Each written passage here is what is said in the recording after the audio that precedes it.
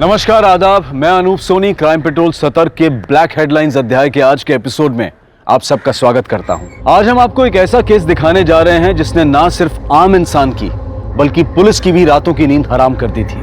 जहां साजिश और जुर्म को कामयाब बनाने के लिए मुजरिम ने हर संभव कोशिश की और दरिंदगी की हर हद को पार कर दिया था।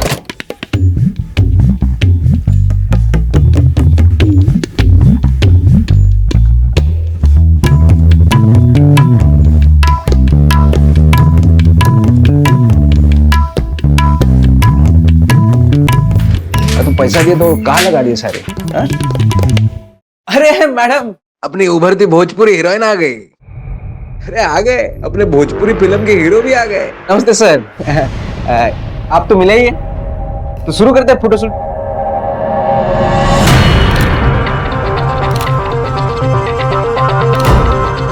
ऐसा कुछ एकदम कस के पकड़ लेना आप। हाँ।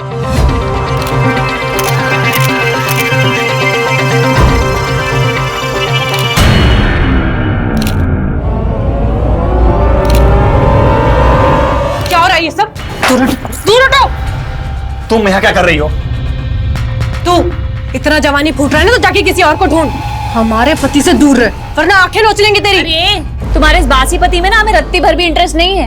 अमीरों की लाइन लगती है हमारे लिए, ऐसे फकीरों को तो हम देखे भी ना। और हमारी भी, अगर तुम्हारे पति की जवानी फूट रही है ना हमको देखकर, फीलिंग आ रही उसे हमें देखकर, तो उसमें हमारी नहीं तुम्हारी प्रॉब्लम है, समझी? और तुम अपनी पत्नी को जरा लगाम में रखो, वरना पिटेगी किसी दिन हमसे।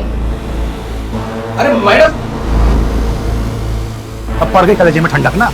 हमको बदनाम करने का कोनो मौका छोड़ना मत तुम। शादी क्या कर लिया, जीना हराम कर दिया तुम हमारा।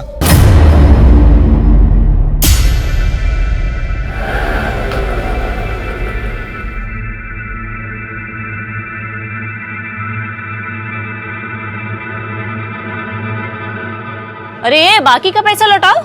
अरे मैडम, 2 ही रुपए तो है। तो 2 रुपए क्या पेड़ पे उगता है क्या? ये तुम्हारा बाप दे के गया था हमको। बाप पे क्यों जा रही है? तमीज से बात कीजिए। एक तो हमारी मेहनत का पैसा लेके जा रहे हो, ऊपर से हम ही को तमीज सिखा रहे हो। हम तमीज सिखाएं तुमको? पता है हमको कौन सी मेहनत का पैसा है ये। क्या बोले तुम? अरे मैडम, क्या बोले तुम? कहाँ से? अरे मैडम हम कह रहे थे। क्या बोले तुम? फिर हम तुम्हें बताते हैं, अच्छे से बताते हैं कहाँ से पैसा आता है। हमारा दिमाग खराब मत करो, यही पटक के मारेंगे। तुमको बता दे रहे हैं। ज्यादा बात मत करो। क्या हो गया? मैडम, हिम्मत कैसे हुई तुम्हारी? हम तो बस ये कह रहे थे। हिम्मत कैसे हुई? तुम क्या कह रहे थे? हमको सब पता है, सब समझ रहे हैं। अरे कौन सा नया बात है? ये तो रोज रोज का नाटक हो गया है। आधी रात में लड़ाई करना और पड़ोसियों को परेशान करना। ए त्रिपाठी, ज्यादा दिक्कत है क्या तुम्हारी जोरों को हमसे? कहो तो अभी ठीक कर देते हैं इनको हम। अंदर चल अंदर। घर आने में इतना देरी कैसे हुआ? कहाँ थी तू अब तक? पापा काहे हमसे रोज रोज एक ही सवाल पूछते रहते हैं आप? मालूम तो है ना आपको कि काम की वजह से लेट होता है हमको। ये रखिए और अपना चश्मा बनवा लीजिएगा, वरना कल फिर उल्टा अखबार पढ़ते दिखेंगे आप।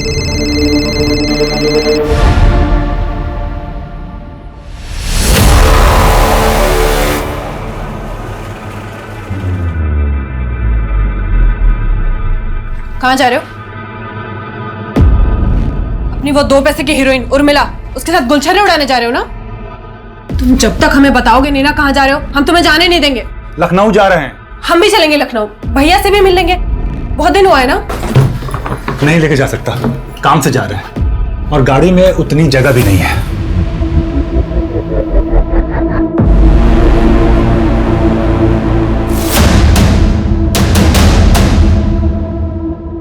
प्रणाम सर, कैसे है? बैठिए सर। बैठ गए?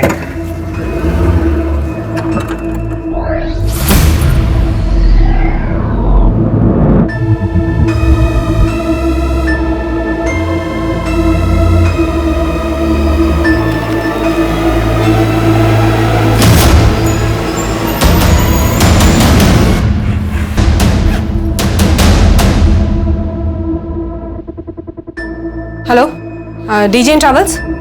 हाँ, मुझे लखनऊ की एक टिकट बुक करनी है।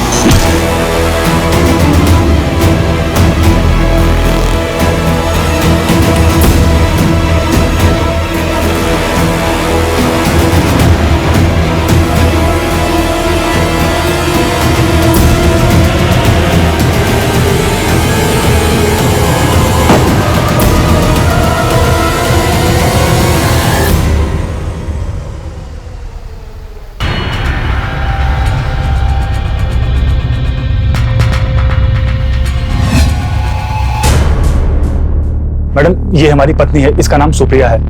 हमको इसका मिसिंग कंप्लेंट लिखवाना है। हम इसको हर जगह ढूंढ लिए लेकिन हमको कहीं नहीं मिली ये।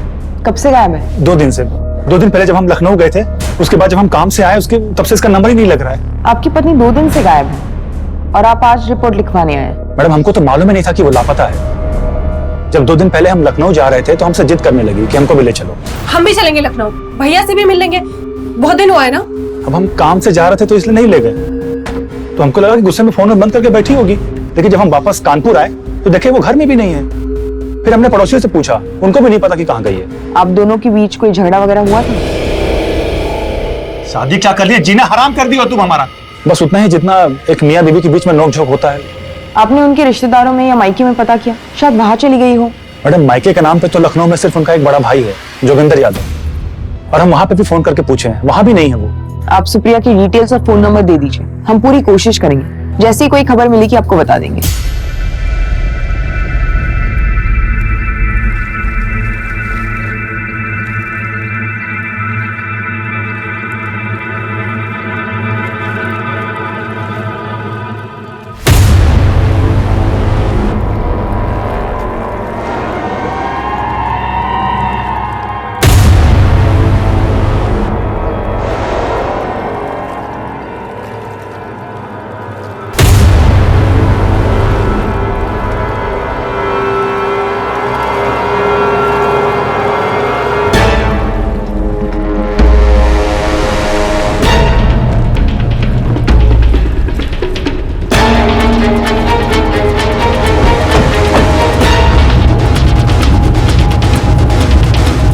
चलो हटो, ऐसे हटो।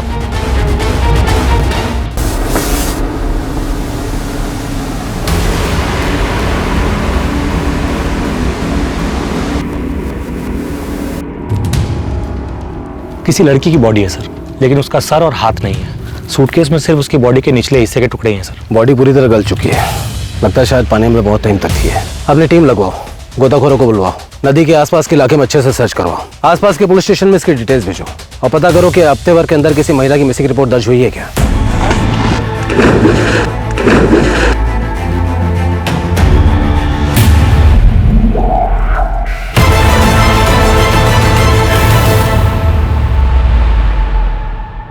योगी भैया को नमस्कार। तुम यहाँ का लेने आए बे? लेने नहीं, बताने आए। आपकी बहन सुप्रिया कल दिन से गायब है। आपके जीजा रंजन ने उसकी मिसिंग कंप्लेंट कानपुर के थाने में लिखवाई है। क्या बकवास है ये? अरे ऐसे कैसे गायब हो गई? लड़की है कोई चाबी का गुच्छा थोड़ी है जो खो गई है। और ऐसी बात की तो उसके नालायक पति ने हमें बताया ही नहीं। हमारी बहन सुप्रिया को कुछ हुआ तो नहीं है? अभी कुछ बोल नहीं सकते भैया जी, पर परवर गया तेल लेने। हमारी बहन को ढूंढो, अगर उसको कुछ हुआ ना तो जीना हराम कर देंगे साला सबका।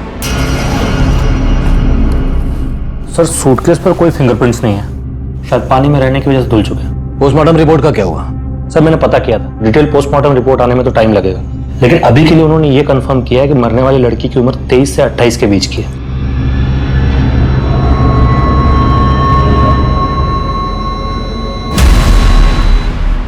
सूटकेस के इस बारकोड से कंपनी से पता करो कि ये किस बैच का है, किस दुकान में सप्लाई हुआ और किसने बेचा और किसे खरीदा।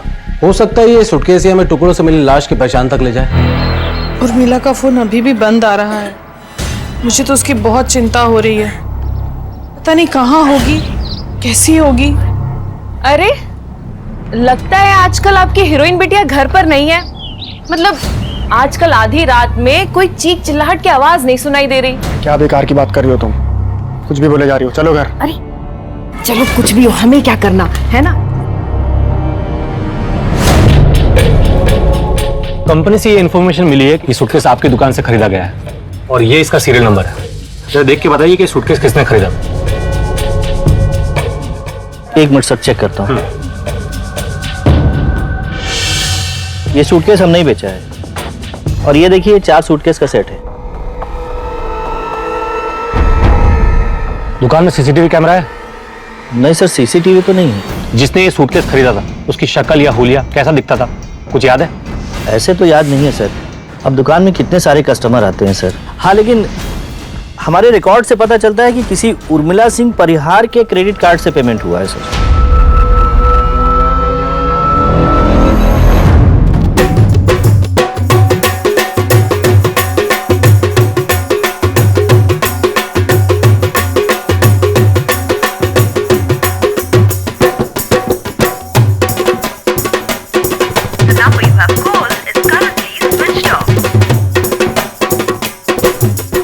Cut it. बहुत अच्छे, सबने बहुत अच्छा नाचा। Thank you sir. अब तुम दोनों इनको जरा बाहर लेके जाओ और इनका नंबर और नाम वगैरह ले लो। डांस तो तुम बहुत अच्छा करती हो। अब थोड़ा अंदर कमरे में ऑडिशन भी ले ले, एक्टिंग का भी देख लेते। जी सर। वाह वाह वाह वाह, क्या बात है, क्या बात है। बड़ी भोजपुरी हीरोइन बनने के सारे गुण है तुम में। सोशल मीडिया पर उर्मिला सिंह परिहार के नाम पर 200 अकाउंट थे। जब हमने सारे के सारे पोस्ट चेक किए तो एक पोस्ट में हमें यह मिला सर।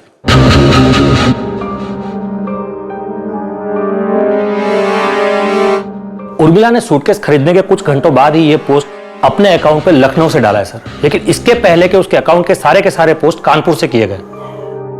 जो उर्मिला के फोन ट्रैक से कुछ मिला? सर इस पोस्ट के बाद से ही उसका फोन स्विच ऑफ आ रहा है, लेकिन रजिस्ट्रेशन से पता चला है कि यह नंबर उर्मिला सिंह परिहार के नाम से रजिस्टर्ड है और एड्रेस कानपुर का है सर। मतलब उर्मिला लखनऊ से नहीं कानपुर की है। उर्मिला ने 4 सूटकेस खरीदे, जिसमें से एक में हमें औरत की लाश मिली जिसके सर और हाथ कटे हुए थे। तो बाकी के 3 सूटकेस कहाँ हैं? उर्मिला के पास।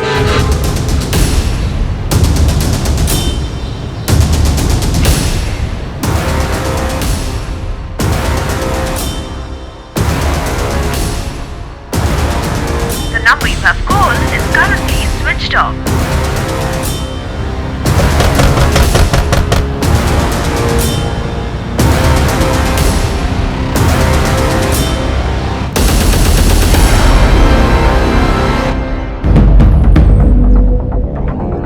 इस तरह। सर, ये लखनऊ से एक केस की फाइल लेकर आए, आपसे मिलना चाहते हैं।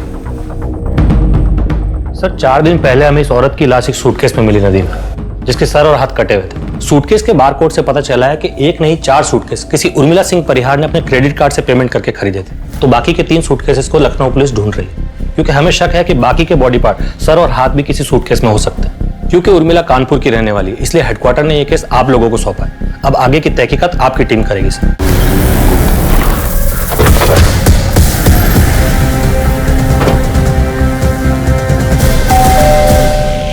जी सर, ये उर्मिला का ही घर है, बेटी है वो हमारी, यही रहती है। क्या हुआ साहब, इतना सब क्यों पूछ रहे हैं आप? उर्मिला अभी कहाँ है? पता नहीं साहब, वो हमें बताती कहाँ है कि कब जा रही है, कब आ रही है और कब लौटेगी। पिछली बार 20 दिन के लिए गायब थी, वापस आई तो बोली कि काम था। लेकिन आप ये सब क्यों पूछ रहे हैं? ऐसा क्या किया उसने? हमें शक है एक औरत की हत्या में उर्मिला का हाथ हो सकता है। नहीं सर, वो ऐसा नहीं कर सकती। वो तो किसी का इतना सा भी खून देखती थी तो घबरा जाती थी। या वो वापस है या फिर फोन करे, आप लोग तुरंत हमें इन्फॉर्म करेंगे। पॉसिबल है कि ये लोग हमें इन्फॉर्म ना करें। माँ बाप है ना, अपनी बेटी को बचाने की कोशिश करेंगे बिना ये सोचे हुए कि इस बात से उसी को नुकसान होगा। एक काम करो, एक कांस्टेबल यहाँ तैनात करो सिविल ड्रेस में, 24 घंटा यहीं पर नजर रखो। तुम पगला गए क्या यार? 36 बार फोन किए दिन में हमको। पगला तो जाएंगे ना सर, ये उर्मिला की वजह से हमारी फिल्म अटक गई है। उपचार तो सोचना ही होगा। हम एक नई लड़की देखे, हीरोइन बनने के लिए कुछ भी कर सकती है। कुछ भी मतलब कुछ भी। वही होगी, आते हैं। अरे रितु, आओ आओ, तुम्हारी राह देख रहे थे। Good evening sir. ये रंजन सर, आप जानती होंगी? हाँ हाँ, हम तो जानते हैं इनको, हम तो बहुत बड़ी फैन हैं इनके। बाकी 3 सूटकेसेस का कुछ पता चला? नहीं सर। बोले थे हम तुमको, पर तुम हमारी बात मानती कहाँ हो? हीरोइन बनाने चली थी अपनी बिटिया को, बना ली हीरोइन। किसी के सामने मुंह दिखाने लायक नहीं छोड़ा उसने हमको। थोड़ा तो शर्म कीजिए। अरे ये सब उसने हम लोगों के लिए किया। अरे हम ही खा गए अपनी बिटिया को और अब आप उसे गाली दे रहे, ये नहीं सोच रहे कि वो कहाँ होगी, किस हाल में होगी। कुछ समझ में आ रहा है तुमको? हत्या के मामले में पुलिस खोज रही है उसको। और एक बात बता देते हैं, अब अगर वो इस घर में आई ना तो सीधा पुलिस को दे देंगे, समझे?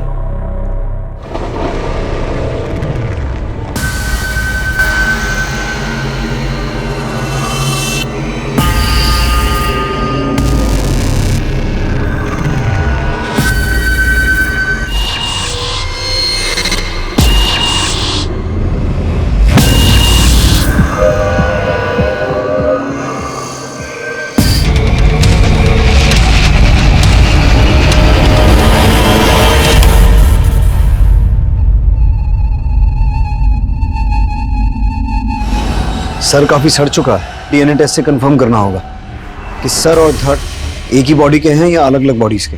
कहीं ऐसा तो नहीं कि सर किसी और का हो और धड़ किसी और का। मर्डर एक नहीं बल्कि 2 हुए हों। हाँ सरोज। सर, उर्मिला के क्रेडिट कार्ड डिटेल्स के मुताबिक उसका क्रेडिट कार्ड लास्ट लखनऊ में यूज हुआ था एक होटल बुक करने के लिए।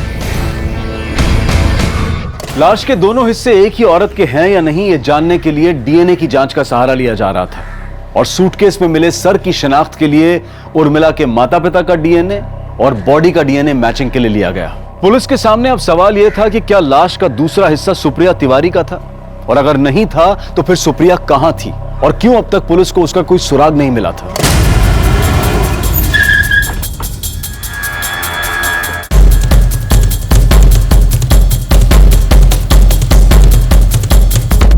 उर्मिला सिंह परिहार नाम की किसी औरत ने आपके होटल में कमरा बुक करवाया था कुछ दिन पहले। 1 मिनट सर। Yes sir. आपके होटल में सीसीटीवी कैमरा नहीं है? जी है सर, पर अभी थोड़ा खराब है। उर्मिला अकेली आई थी या उसके साथ कोई था? सर अकेली थी। Welcome ma'am. Name please. और थोड़ी देर बाद उनका एक असिस्टेंट आया कुछ पार्सल लेकर। Welcome sir. Thank you. हम उर्मिला सिंह परिहार के असिस्टेंट हैं। और उसके कुछ देर बाद उर्मिला जी भी आई। उन्होंने कहा कि हमारा असिस्टेंट ऊपर है, वो सारे सूटकेस नीचे रख जाएगा और एक आदमी आएगा, वो सारे सूटकेस आप उसे दे दीजिएगा। और उसके बाद वो जो गई वो वापस ही नहीं आई। कितने सूटकेस थे? सर उस दिन मैं थोड़ा बिजी था तो ठीक से देखा नहीं, तो बता नहीं सकता। उनका जो असिस्टेंट आया था उनके लिए पार्सल लेकर, उसका नाम पता नोट किया था? नहीं सर। और उसके बाद जो आदमी सूटकेस लेने आया था उसका नाम पता लिया या उसे भी ऐसे ही जाने दिया? नहीं सर, उसकी डिटेल्स है।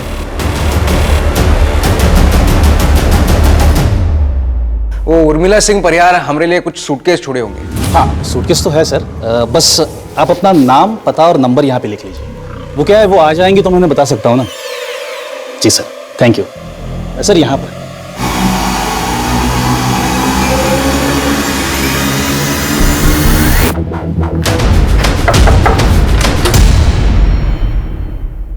धर्मेश। हाँ अंदर आ जाए। सर सुनिए तो सही, सर क्या हुआ वो तो बताइए। क्या काम करता है तू? डायरेक्टर है सर, भोजपुरी फिल्म बनाते हैं। उर्मिला परिहार को जानता है तू? हाँ, एक्ट्रेस है। तो क्या हुआ कहाँ? 18 तारीख को तू लखनऊ में था? हाँ। होटल शालीमार से तूने उर्मिला के सूटकेस उठाए थे? हाँ। कितने सूटकेस थे? 2 ही होंगे। होंगे मतलब? तूने सूटकेस उठाए और तुझे नहीं पता कितने थे? सिर्फ दिन भर के थके हुए थे, थोड़ी लगा ली थी तो ठीक से याद नहीं है। और वो तो हमारे फिल्म के प्रोड्यूसर पांडे जी बोले उसने गए थे हम सूटकेस उठाने। फिर वो होटल से सूटकेस उठाकर हम सीधे कानपुर आ गए। तब से हम पांडे जी को फोन कर रहे हैं, उनका फोन ही नहीं लग रहा। और तब से ये देखो, ये सूटकेस यहीं पर पड़े हुए हैं।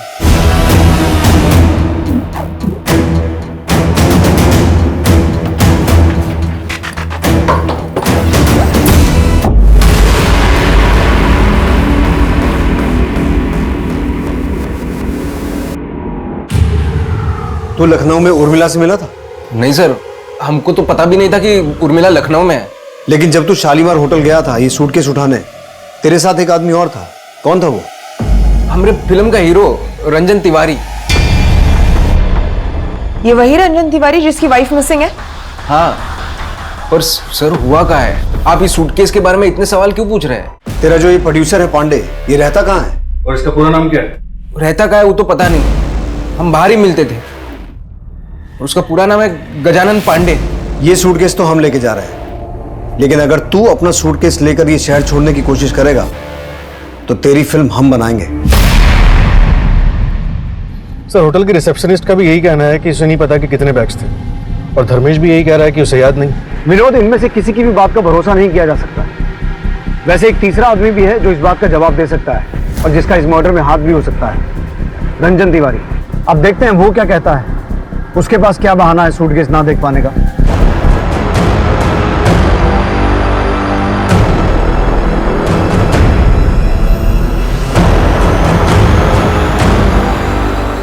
अब डीएनए रिपोर्ट के मुताबिक उन दोनों सूटकेसेस में मिले लाश के टुकड़े एक ही औरत के हैं। इसका मतलब है वो लाश उर्मिला की ही थी। विनोद, उस प्रोड्यूसर पांडे का कुछ पता चला?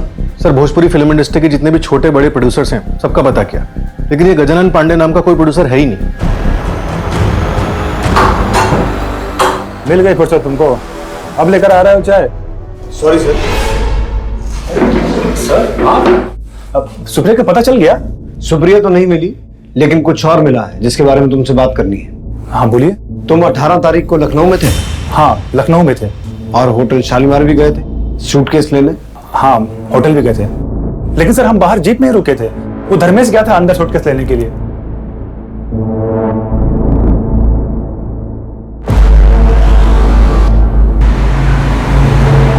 धर्मेश होटल से कितने सूटकेस लेके बाहर आया था? वो तो हम देखे नहीं सर, वो लाया पीछे रख दिया, हम आगे बैठे हुए थे। फिर उसके बाद हम कानपुर के लिए निकल गए और ऊपर से थोड़ा पी भी लिया था, तो झपकी मारने के लिए रास्ते में थोड़ी देर के लिए हम लोग गाड़ी रोक दिए थे।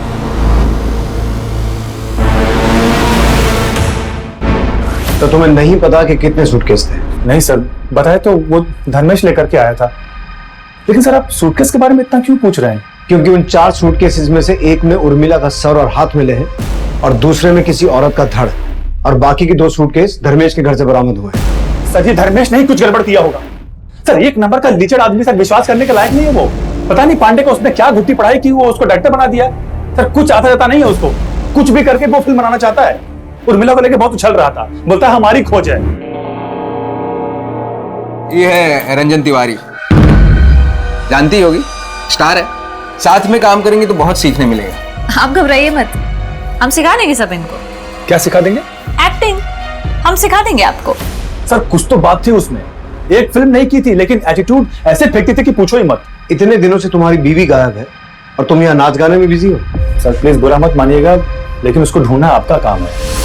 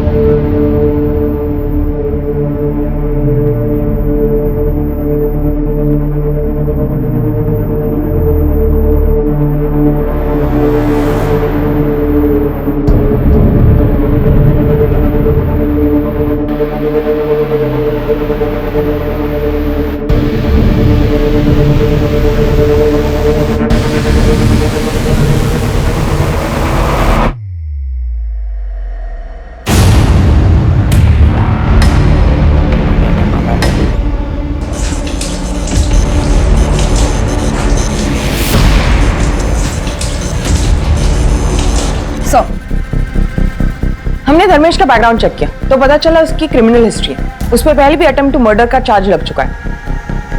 उठा के लाओ उसे।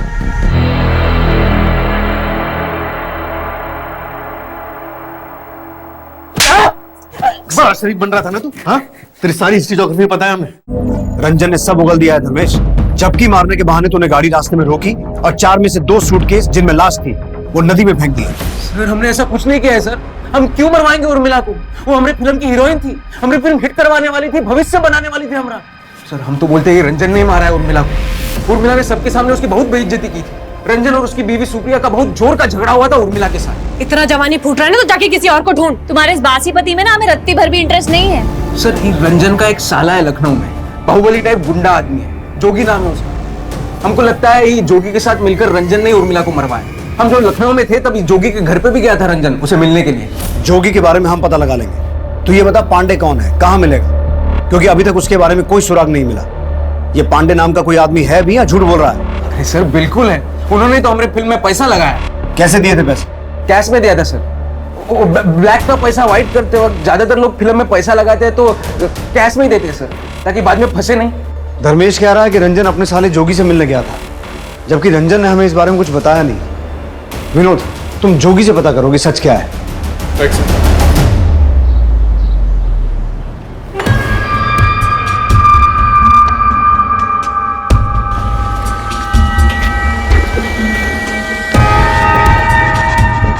प्रणाम सर, कहिए। कैसे याद किया हूँ? आपसे कुछ जरूरी सवाल पूछने थे, अंदर चल के बात करें? अरे अंदर जाने की क्या जरूरत है, जो पूछना है यही पूछिए। 19 तारीख को रंजन तिवारी आपसे मिलने आया था? हाँ आया था। क्यों, क्या काम था? जीजा है हमारा, काम पड़ने का क्या जरूरत है। लेकिन उस दिन हमें भी कुछ अजीब लगा। हमेशा जब भी आता है वो फोन करके आता है, पर उस दिन बिना फोन किए ही आ गया। पर आप ये रंजन के बारे में इतना पूछताछ काहे कर रहे हैं? इसे पहचानते हैं आप? ये शक्ल तो पहली दफा देख रहे हैं, देखे होते तो पहचान लेते। एक बात बताइए, आप इस लड़की के बारे में पूछ रहे हैं, रंजन के बारे में इतना सवाल पूछ रहे हैं। रंजन की बीवी यानी हमारी बहन सुप्रिया, उसके बारे में कुछ खोजबीन की है कि नहीं की है आपने? हम कोशिश कर रहे हैं। वैसे सुप्रिया के फोन रिकॉर्ड्स में पता चला है कि उसका लास्ट लोकेशन लखनऊ था। तो क्या रंजन की तरह वो भी आपसे मिलने आई थी? नहीं तो? अरे आती तो बताते नहीं का आपको। देखिए सर, आप बेफजूल का दौड़ भाग कर रहे हैं, उल्टा हम ही पे सवाल दाग रहे हैं आप। रंजन से एक भी बार पूछे आप? हम साला रोज पुलिस स्टेशन अपनी बहन के बारे में पूछते हैं फोन करके, वो एक भी बार अपनी बीवी के बारे में पूछा आपसे? बहुत काम है हमें, चलो। नजर रखो इस पर।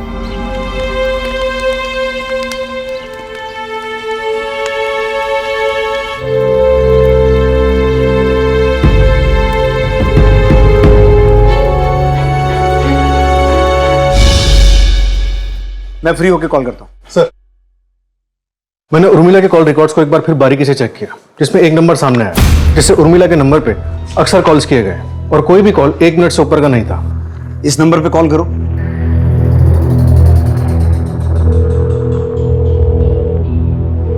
कोई फोन नहीं उठा रहा सर। पता करो किसके नाम पर रजिस्टर्ड है। Right sir.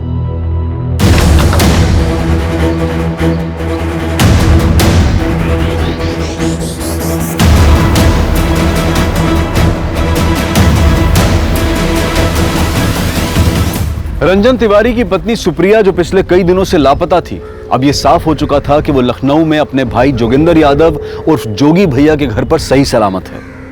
तो क्या सुप्रिया और जोगी ने सुप्रिया के लापता होने का झूठा नाटक किया था? ऐसे सभी सवालों के जवाब ढूंढने के लिए कानपुर पुलिस ने सुप्रिया और उसके भाई जोगी को लखनऊ से कानपुर तलब किया। गलत कर रहे हैं आप जानते नहीं हम कौन है।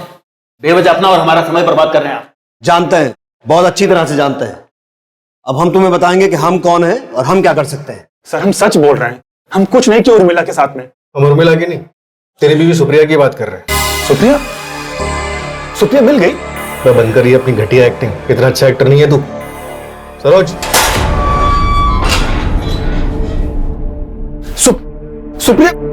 सुप्रिया कहां थे तुम? तुझे नहीं पता था ये कहां थी? सर हमको सच में नहीं पता ये कहां थी। कहां थी तुम? तुम्हारे साली जोगी के यहाँ। अरे तो कम से कम बता तो देती कि तुम लखनऊ जा रही हो। लखनऊ तो हम तुम्हारे साथ ही जाना चाहते थे, तुम ही बोले गाड़ी में। बंद करो या मियां बीवी की नोकझोंक, घर जाके करना ये सब। पहले ये बताओ कि मिसिंग कंप्लेंट का नाटक क्यों किया था तुम लोगों ने? नाटक नहीं है, हम हमारी बहन को जान से ज्यादा चाहते हैं। वो जो बोलती है हम करते हैं। उसने कहा कि रंजन के साथ उसका झगड़ा हुआ, हम उसे सबक सिखाना चाहते हैं। झूठी कंप्लेंट लिखवाना, पुलिस से झूठ बोलना, ये ठीक है? सर भैया हमारे खातिर झूठ बोले थे, ये यहाँ पे बहुत जाते करते थे। सोचे ऐसे अचानक गायब हो जाएंगे तो अच्छा सबक मिलेगा और पुलिस परेशान करेगी 100 लोग। तमीज में पुलिस स्टेशन है ये। तुम लोगों के इस नाटक का कोई फायदा नहीं है, क्योंकि हमें अच्छे से मालूम कि तुम दोनों ने और जोगी ने मिलकर उर्मिला का मर्डर किया, उसकी बॉडी को ठिकाने लगाया। आप कुछ भी बोलेंगे और हम मान लेंगे। हमने और हमारी बहन सुप्रिया ने किसी का मर्डर नहीं किया है, समझे आप? देखिए ये रंजन बहुत छिछला आदमी है, आपको तो शक है ना उस पे? अरे हम कह रहे हैं मर्डर उसी ने किया है। सर हमारा यकीन करिए, हमने उर्मिला को नहीं मारा है। अरे हम क्यों मारेंगे उसको? अपने हाथ से अपना भविष्य खराब कर लेंगे क्या? सर, उर्मिला के कॉल रिकॉर्ड से हमें जो नंबर मिला था जिस पे हमने कॉल किया था और कोई फोन नहीं उठा रहा था, उसकी डिटेल्स आ गई। ये देखिए, पता करो इसके पास इन कॉल्स का क्या जवाब है।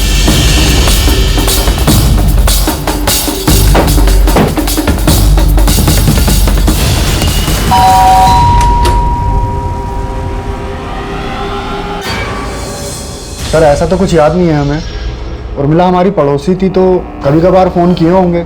इस कभी कभार बात होने वाले पड़ोसी को तो रात में 1 बजे फोन करेगा? सच सच बोल दे, ये तो बहुत बुरा फंसेगा तू। सर उर्मिला और हम एक दूसरे से प्यार करते थे। उर्मिला तुमको समझना होगा, हमारे बाबा कभी नहीं मानेंगे। हम भी तुमको चाहते हैं, सारी जिंदगी तुम्हारे साथ बिताना चाहते हैं हम, पर तुम्हारा दोनों सपना एक साथ पूरा नहीं हो सकता। या तो तुम हीरोइन बनो या हमसे शादी करो। बोलो। सर वो हीरोइन बनने के सपने को चुनी और हमारे बाबा ने हमारी शादी सुमन से करवा दी। हम दोनों एक दूसरे को आज भी चाहते थे। सर हम चुप चुप के उर्मिला के घर पे भी मिलते थे। उर्मिला के घर पे? लेकिन वो तो अपने माँ बाप के साथ रहती थी ना। हाँ सर, पर वो किराए पे एक घर भी ली थी, यहीं पास में है सर। सर रमाकांत ने उर्मिला के एक और घर का पता बताया, हम लोग वहीं जा रहे हैं। मैं आपको एड्रेस सेंड कर रहा हूँ, आप डायरेक्टली वहीं पे पहुँच जाइए।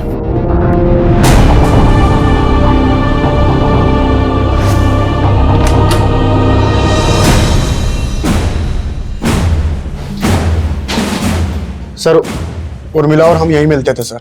इस घर का मालिक कौन? सर वो सब उर्मिला को पता था, हम कभी पूछे नहीं उनसे। सरोज, आसपास पूछताछ करो, इस घर का मालिक कौन है?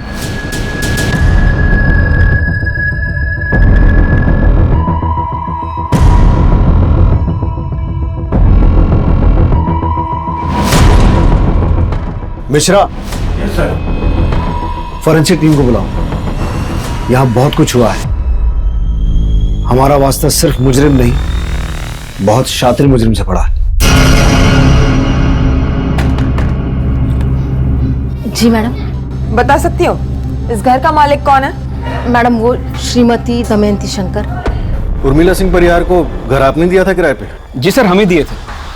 वो घर हमारी बीवी के नाम पर है, लेकिन हम लोग वहाँ रहते नहीं हैं। अब उर्मिला वहाँ रहती थी या नहीं ये हमें नहीं पता, बस उसका किराया टाइम से आ जाता था, इसलिए हमने कभी कोई दखलंदाजी नहीं की।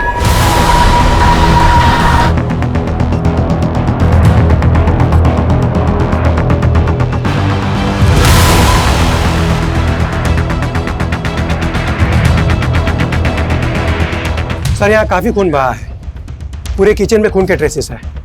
अच्छी तरह से खून साफ करने की कोशिश की गई है। सर रिपोर्ट से साफ है कि उर्मिला के किराए वाले घर पर ही इस जुर्म को अंजाम दिया गया। किचन से जो ब्लड ट्रेसेस मिले थे वो उर्मिला के ही हैं। उर्मिला की detail postmortem report. Sir report के मुताबिक उर्मिला की मौत 17 तारीख को शाम 5 से 7 बजे के बीच सर पे चोट लगने की वजह से हुई। 17 तारीख को?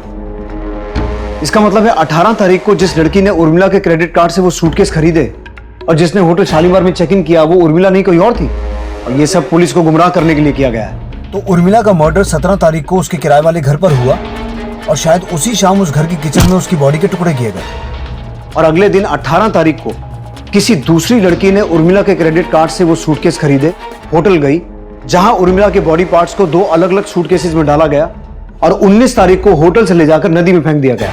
लेकिन सर उर्मिला की टुकड़े की हुई बॉडी होटल कैसे पहुंची? शायद उर्मिला का वो असिस्टेंट जो शॉपिंग बैग्स लेकर आया था, शायद उन शॉपिंग बैग्स में उर्मिला की डेड बॉडी थी जिसे बाद में सूटकेसेस में डाला गया। रंजन और धर्मेश हो सकता है इस बात से अनजान हो, या पॉसिबल है वो दोनों ही उर्मिला की डेड बॉडी कानपुर से लखनऊ लेके गए और बाद में सूटकेस में डालकर नदी में फेंक दिया। हमें इन सभी सवालों के जवाब ढूंढने होंगे कि वो लड़की कौन थी जिसने उर्मिला के क्रेडिट कार्ड से वो सूटकेस खरीदे, बाद में होटल गई, और वो आदमी कौन था जो शॉपिंग बैग्स लेकर आया और जिसने बाद में सूटकेस रिसेप्शन पे ड्रॉप किए। सरोज, तुम उर्मिला के उस किराए वाले घर से पता करो, वहां उससे मिलने कौन कौन आता था। सर विनोद, हमें धर्मेश और रंजन से एक बार दोबारा पूछताछ करनी होगी, क्योंकि अभी तक इस केस में सिर्फ एक ही बात साफ है कि बॉडी के टुकड़े सूटकेस में मिले और वो सूटकेस होटल से धर्मेश और रंजन लेकर गए थे। हो सकता है इन दोनों ने ही उर्मिला का मर्डर किया हो और बाद में सूटकेस में बॉडी को ठिकाने लगाया हो। उर्मिला सिंह परिहार की हत्या के मामले में पुलिस के पास संदिग्धों की एक लंबी लिस्ट थी। फिर उर्मिला के कत्ल का दृश्य सामने आने के बाद पुलिस पूरी कोशिश के साथ संदिग्धों की तलाश में जुट गई, जो भी उर्मिला की हत्या से संबंधित था। क्या बता सकती हो उर्मिला के घर पे उसके अलावा और कौन आता जाता था? मैडम बहुत से लोग आते जाते रहते थे, अब हम सबको तो नहीं जानते ना। ये या ये, इन दोनों में से किसी को भी देखा है? नहीं मैडम। सर हमारा विश्वास कीजिए सर, हमने कुछ नहीं किया। सिर्फ पांडे जी के कहने पर हमने होटल से सूटकेस उठाया, बाकी हमने कुछ नहीं किया सर। सच सच बोलो वरना हड्डी बस लिए कर दूंगा तुम्हारी। हमें पता है पांडे नाम का कोई आदमी है ही नहीं। झूठ बोल रहे हो तुम लोग। सर है, बिल्कुल है। विनोद, धर्मेश और रंजन को अलग अलग स्केच आर्टिस्ट के साथ बिठाओ और पांडे का स्केच बनवाओ। इनका सच झूठ सब बाहर आ जाएगा। Right sir. जो औरत उर्मिला बनकर तुम्हारे होटल में रुकी थी, क्या यही है? सर नहीं, ये नहीं है।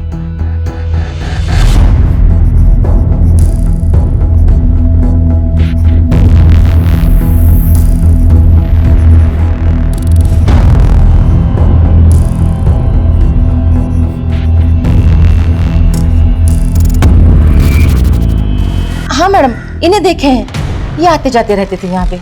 इसके अलावा और कोई आता था? 2 बुजुर्ग आदमी हमेशा आते थे और उनमें से एक तो अभी कुछ दिन पहले ही आके गए थे। शक्ल याद है उनकी? हुलिया बता सकती हो?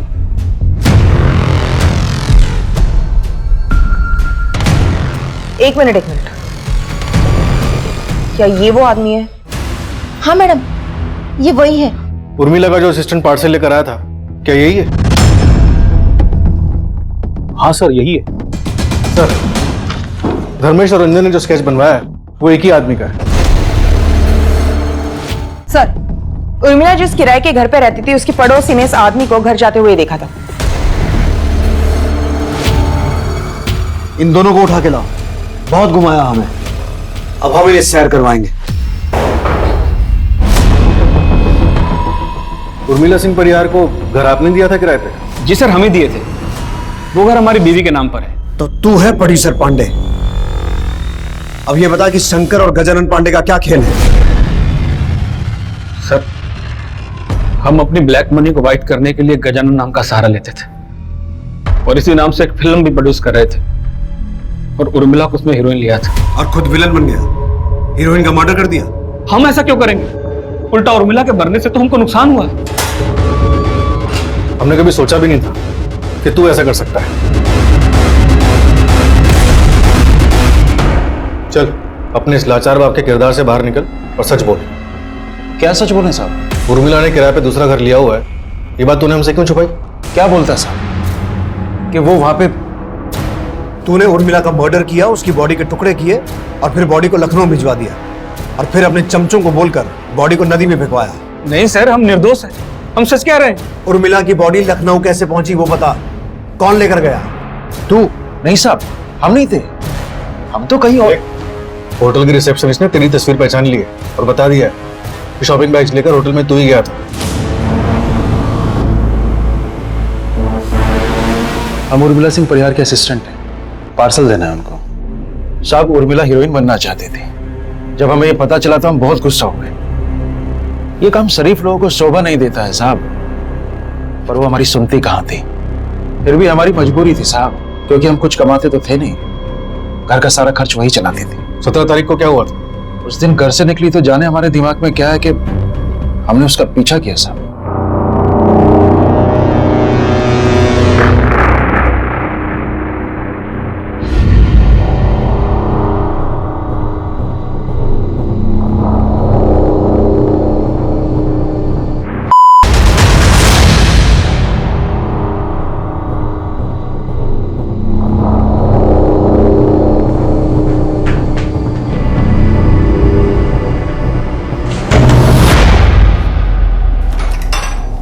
पापा पापा मेरी बात तो सुनिए। ये तुम्हारा हीरोइन का काम है? इस धंधे को तुम काम करती हो? ये शिकायत तुम तुम्हें कि अपने बाप की उम्र जैसे आदमी के साथ मुंह काला करती फिरे? लेता हूं। क्या सुनो तेरी वाला? नहीं, दूंगा इधर देख। क्या? बोल।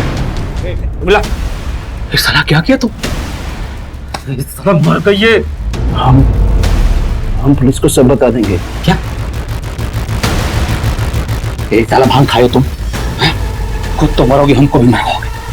तुमको जितना पैसा चाहिए हम तुमको देंगे, खाली अपना जुबान बंद रखना बस। और फिर पांडे ने उर्मिला के शरीर के टुकड़े टुकड़े कर दिए साहब।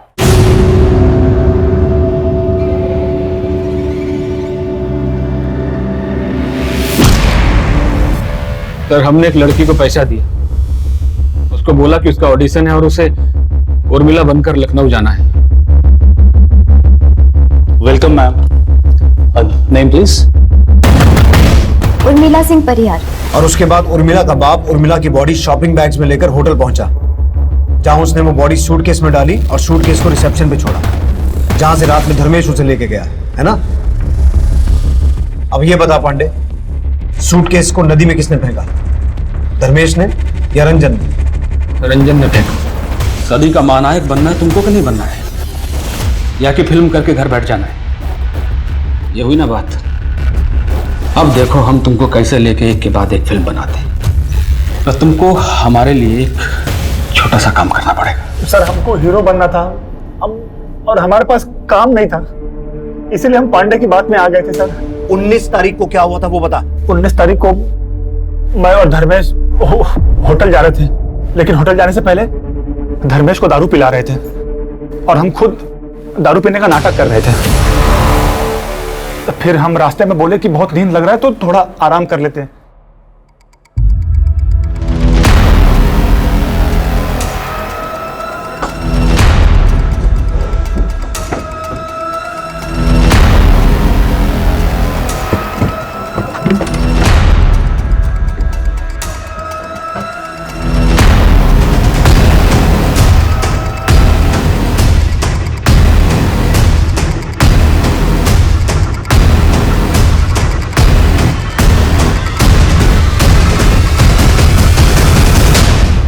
और तूने झूठ क्यों बोला कि तुझे याद नहीं था कि कितने सूटकेस थे?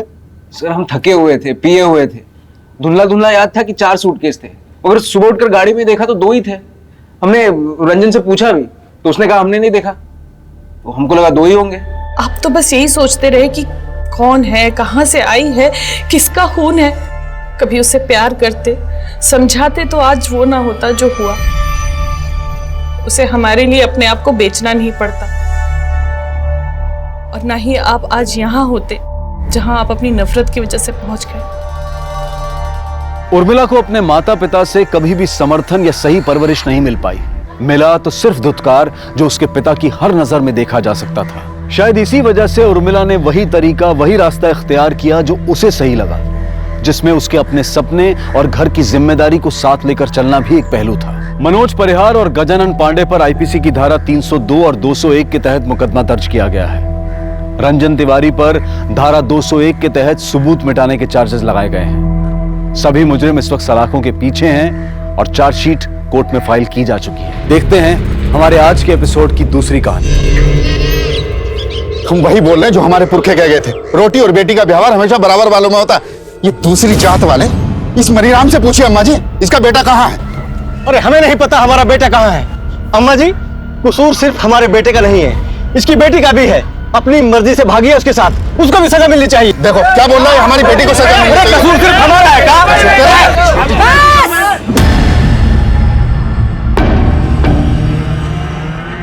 तू मैं मर मिटे पूछ पूछ के जात। राम रहीम हैरान है, नाजुक है हालात।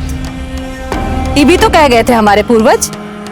अब आप लोग बताइए हमको कि क्या अपनाना है, अच्छाई या बुराई? पर अम्मा जी देखो नरेंद्र, मनीराम का लड़का सीएमओ के पद पर है। इस पद का लड़का ढूंढ पाते अपनी बिटिया के लिए? अम्मा जी, हम अपनी बेटी की शादी अपनी जात में ही करेंगे। बस हम फैसला कर लिए हैं। तुम दोनों के बेटा बेटी बालिग हैं, अब पता किए हैं हम, वो दोनों शादी भी कर चुके हैं। तो अब ना जात बीच में आएगी और ना ही किसी की जिद। अम्मा जी गए, अम्मा जी गए, अम्मा जी गए।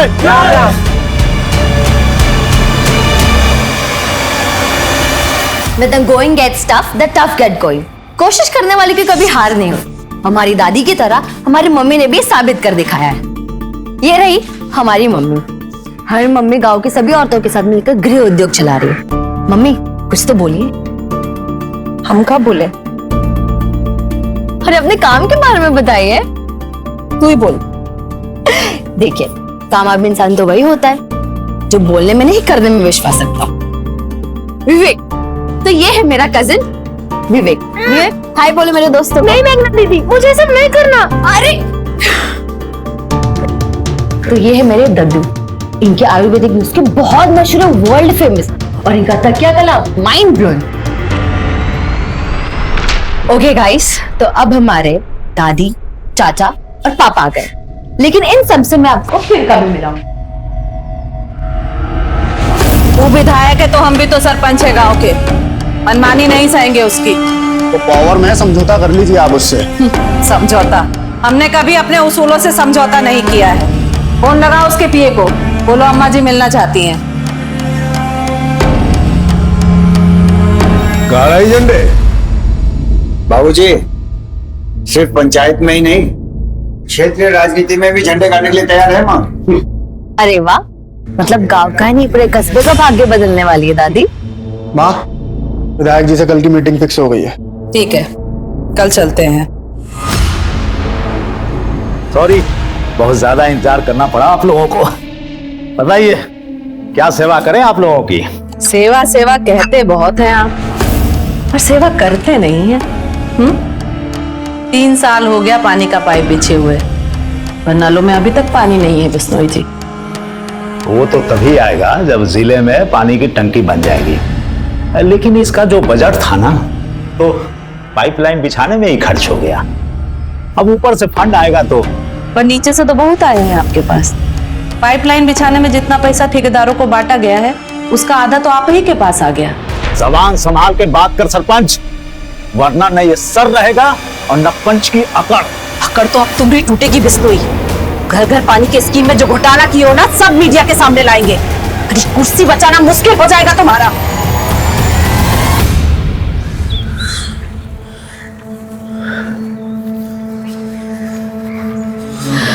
संज्ञान, हम यहाँ तुम्हारा 1 घंटे इंतजार कर रहे हो, तुम अब जाके आ रहे हो। मेघा सॉरी यार, पापा को आने में देर हो गई थी। अब उनसे मिले बिना तो हॉस्टल नहीं जा सकता था ना। अब 15 मिनट में तुम्हारी बस आ जाएगी। बस सर 15 मिनट बिताने के लिए इतना वेट किया हम। सच हम तुम्हें ड्रॉप करने ही नहीं आते। तुम चाहो तो अभी भी मेरे साथ भाग सकती हो।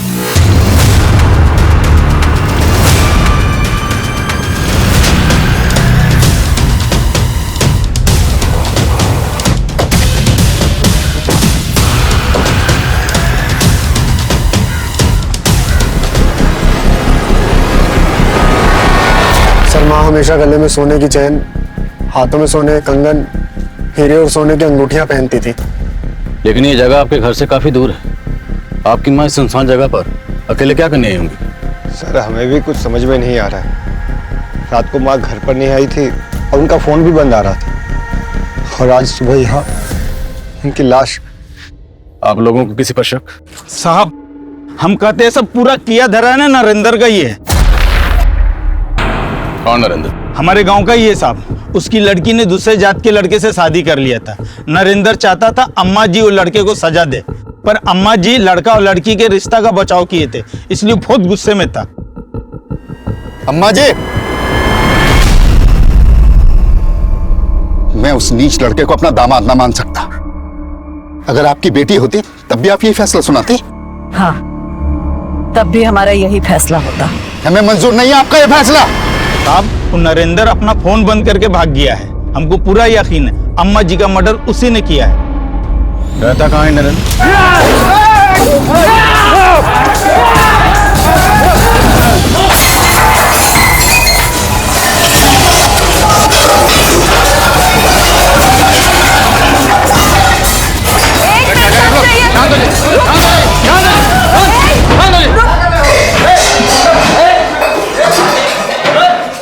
क्यों तोड़फोड़ कर रहे हैं आप लोग? साहब उस कमीने नरेंद्र ने हमारी अम्मा जी की हत्या की है, और आज हमारे हाथ आने से पहले ही भाग गया। अगर हमारे हाथ आ जाता तो हम मुझे यही काट देते। एक मिनट, जब वो घर पे है ही नहीं तो तोड़फोड़ करके क्या फायदा होगा? तो सर लाई ना उसे हमारे सामने, हम उसे जिंदा नहीं छोड़ेंगे। भाभी हमने चारों तरफ पता किया, लेकिन मेघा का कहीं कुछ पता नहीं चल रहा। पर वो ऐसी तो गायब नहीं हो सकती ना शमशेर भैया, जरूर उसके साथ कुछ हुआ है।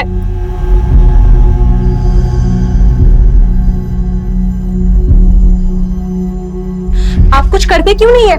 मेघा कल से गायब है। हमें बार बार बोलने की जरूरत नहीं है कि क्या माँ की लाश तो आप नहीं ढूंढेंगे उसे? उसकी कुछ पड़ी नहीं है क्या आपको? रजनी देवी के कातिल को जल्दी ढूंढना होगा, वरना गांव वालों का बवाल और बढ़ सकता है। जी सर, ये नरेंद्र जिस तरीके से गायब है उसे देख के तो लग रहा है कि हो सकता है कि नरेंद्र ने रजनी देवी का कत्ल किया है और गहने लूटे हैं। और फिर कत्ल को लूट की शक्ल देने की कोशिश की हो। लेकिन रजनी देवी कल रात से गायब है, तो हो सकता है उनका कत्ल भी कल ही हुआ। और सवाल ये है कि गांव की एक महिला सरपंच अपने गांव से इतना दूर उस सुनसान जगह पर क्या करने गई होगी। सर हो सकता है कि मर्डर किसी दूसरी जगह पे किया गया हो और बॉडी को ले जाके वहां डंप किया गया हो। फिर भी उस जगह का पता करना होगा जहाँ रजनी देवी का कत्ल हुआ। रजनी देवी की कल की पूरी एक्टिविटीज पता करो और आसपास जितने भी सुनार है सबको इन्फॉर्म करो। हो सकता है कातिल गहने बेचने की फिराक में हो।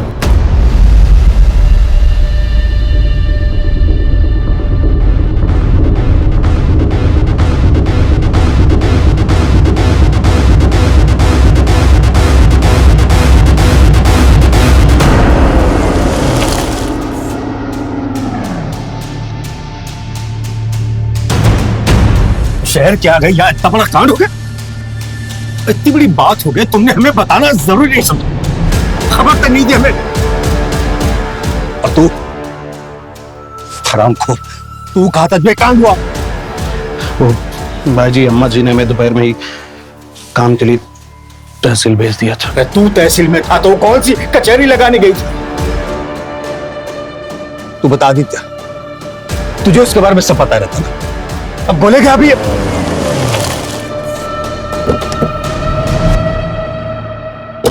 रजनी जी को आखिरी बार आपने देखा था?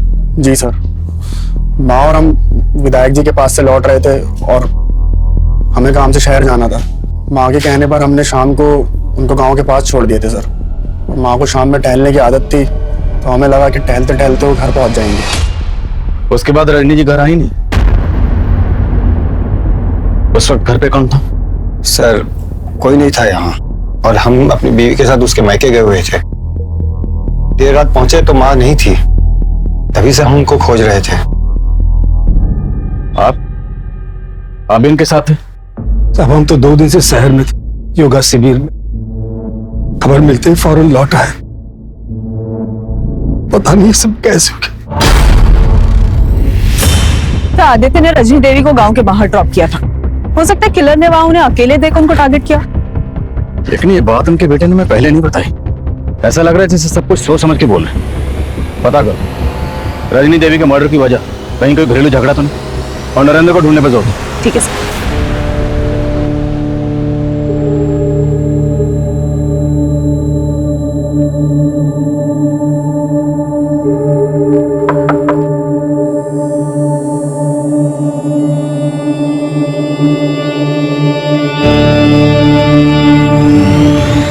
रजनी ने नरेंद्र की बेटी के गैर जातीय विवाह को जायज ठहराया था और सरपंच बनने के बाद से लगातार रजनी ऐसे फैसले कर रही थी जिसने उस पूरे क्षेत्र में उसकी गरिमा बढ़ा दी थी। पर उससे प्यार करने वालों से ज्यादा उससे नफरत करने वाले थे।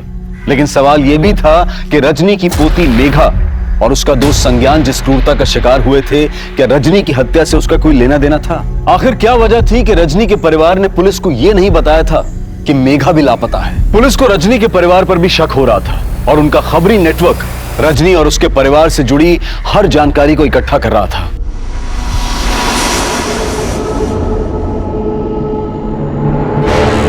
हम पे भरोसा रखो विनीता, हम भी मेघा के लिए परेशान हैं।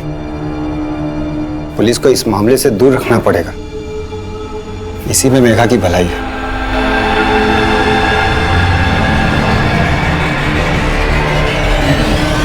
सर, जिस दिन रजनी देवी की लाश मिली थी उस दिन सुबह नरेंद्र को एक टैक्सी स्टैंड के पास देखा गया था। एक सवारी टैक्सी वाले ने उसे हापुड़ बस अड्डे के पास उतारा था। हापुड़ पता करो, हापुड़ या उसके आसपास नरेंद्र की जान पहचान का कोई रहता है या नहीं? हो सकता है वहीं चुपके बैठा। सर आपका अंदाजा बिल्कुल सही है। ये मर्डर फैमिली के इंटरनल मैटर से जुड़ा हो सकता है। मैटर क्या? सर आदित्य बहुत पहुंची हुई चीज है। ये आदित्य बहुत सारी शराब की भट्टियों में साइलेंट पार्टनर था और रजनी देवी ने ऐसी बहुत सारी भट्टियों को बंद भी करवाया। तो क्या बेटे के गैर कानूनी धंधों में माँ के उसूल आड़े रहे थे? सर वैसे आदित्य का सगा रिश्ता नहीं था रजनी देवी से। रजनी देवी उदित और आदित्य की सौतेली माँ थी। दरअसल उदित और आदित्य के पिता की शादी रजनी देवी की बड़ी बहन से हुई थी, लेकिन आदित्य के जन्म के बाद उनकी मौत हो गई और उसके बाद रजनी देवी के पिता ने उनकी शादी विश्वनाथ से करवा दी।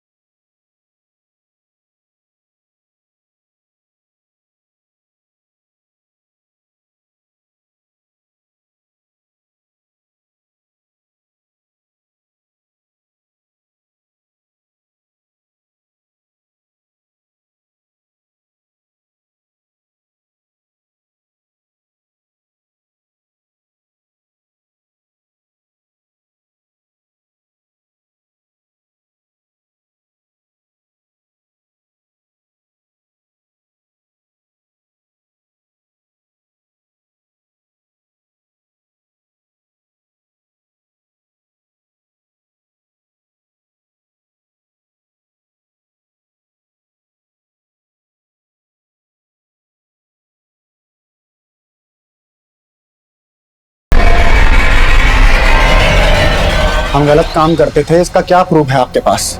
प्रूफ मिटाने में तो माहिर हो तुम, पर वैसे भी तुम्हें अपनी माँ से कोई खास हमदर्दी तो थी नहीं। उनकी मौत के बाद हमारे भी आंसू आए थे, पर यह सच है कि उनके उसूल खलते थे हमको, और हमको ही क्या, बहुत से लोग ऐसे हैं जिनको वो खलती थी। किसकी बात कर रहे हो?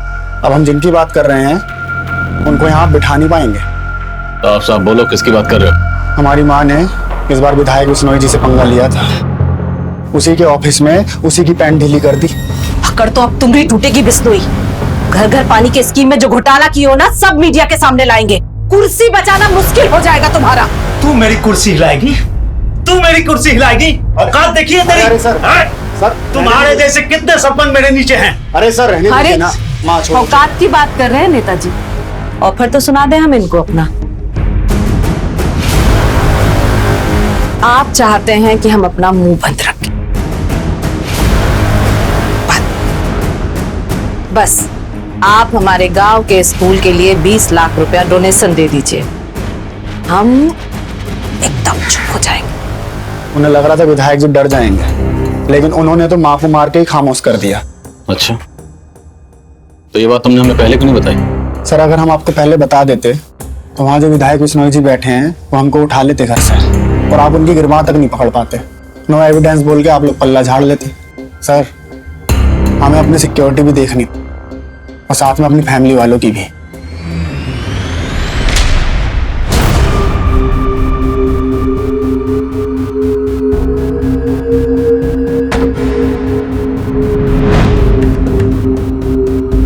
The number you have called is currently switched off.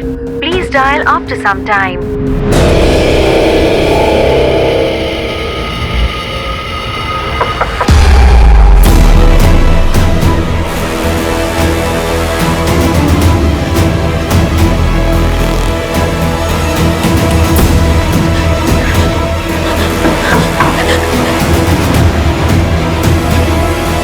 कौन है? Room service madam.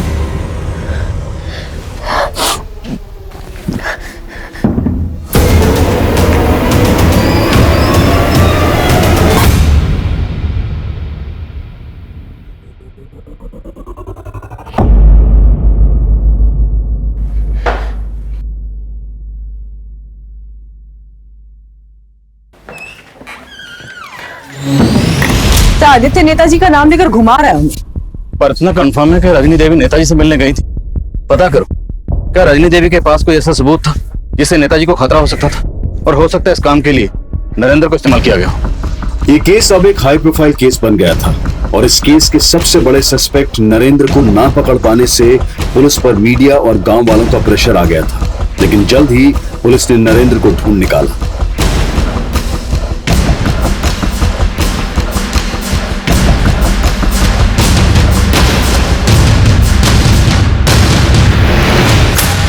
हम मानते हैं, हम अम्मा जी के फैसले से गुस्सा थे, लेकिन हमने कुछ नहीं किया। अच्छा, कुछ नहीं किया तो फिर हमें देख के भागा क्यों? मैडम भागते नहीं तो गांव वाले हमें जिंदा नहीं छोड़ते। और अब हम तुझे नहीं छोड़ने वाले। बता, रजनी देवी के गहने का छुपाए तूने? मैडम हमने कुछ नहीं किया। शर्मा, कूट इसको।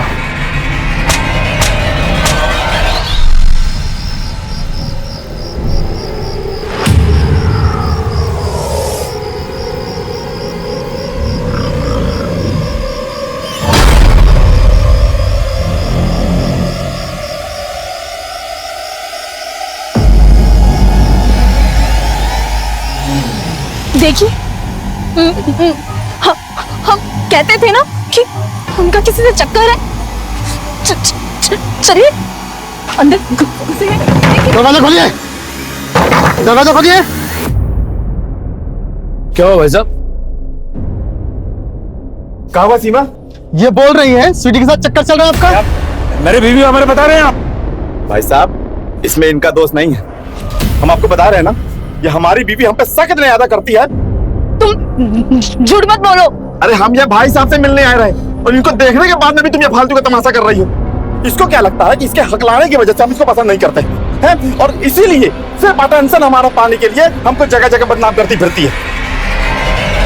सुनिए, हमें इंस्पेक्टर साहब से मिलना है। और बात क्या है? हमारी बेटी लापता है। क्या? जिस दिन आपकी सास रजनी देवी का कत्ल हुआ, उस दिन से आपकी बेटी मेघा भी गायब है।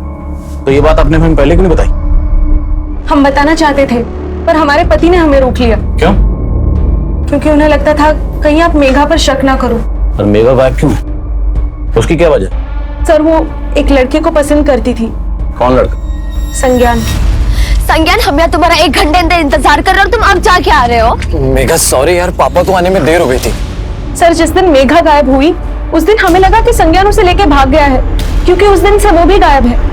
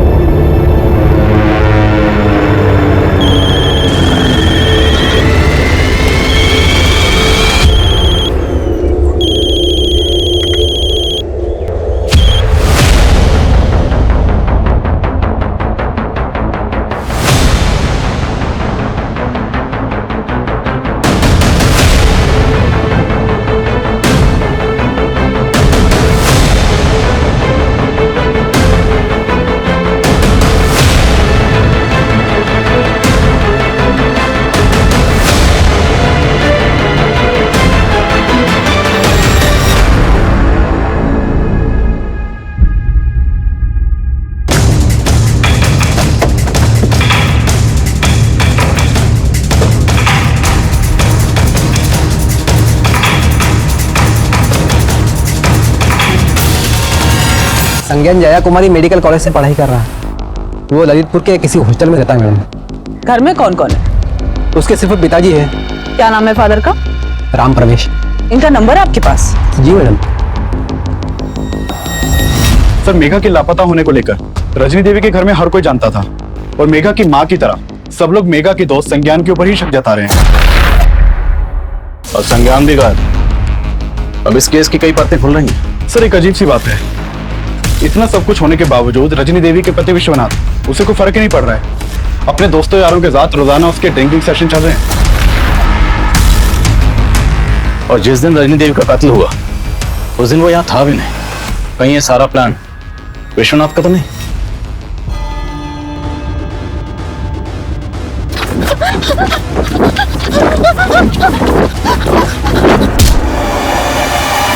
हमें फिक्र हमारी पोती की है सर, लेकिन ये रजनी, यही वजह है सबकी कि आज मेघा हमसे दूर है। आखिर क्या वजह जो आप अपनी मरी हुई बीवी को इतना कोस रहे हैं? उसे कोसने की हजारों वजह है हमारे पास। तब तो उसे मारने की भी कोई ना कोई वजह जरूर होगी आपके पास। हमें मालूम था आप हम पे शक करेंगे, लेकिन हमने कुछ नहीं किया सर। अपनी बीवी को कोसने की वजह नहीं बताएंगे? उसे कोसने की सबसे बड़ी वजह थी वो शमशेर। शमशेर? हाँ शमशेर, हमसे ज्यादा उसे पसंद करती थी। कहती थी कि हम उसकी नहीं उसके बाप की पसंद थे। आप कहना चाहते हैं आपकी बीवी रजनी देवी का शमशेर के साथ? जो आंखों देखा है वही बता रहे सर। वो हमारे फार्म हाउस में उसके साथ बहुत ज्यादा वक्त गुजारती थी।